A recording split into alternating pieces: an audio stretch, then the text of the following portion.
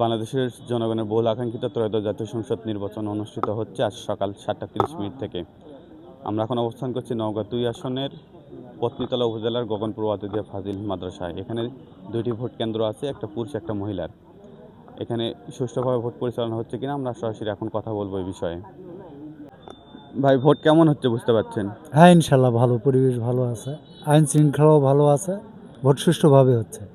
কোনো সমস্যা হচ্ছে? না না, এখন পর্যন্ত কোনো সমস্যা নাই। ধন্যবাদ।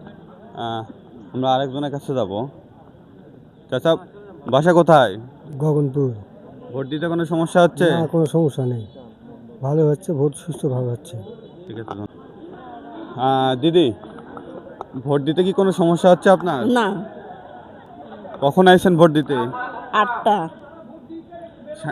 নিজের পছন্দের প্রার্থীকে ভোট দিচ্ছে নাকি সব দিচ্ছে? না, নিজের পছন্দই। ধন্যবাদ। হ্যাঁ চাচি, ভালো আছেন? জি।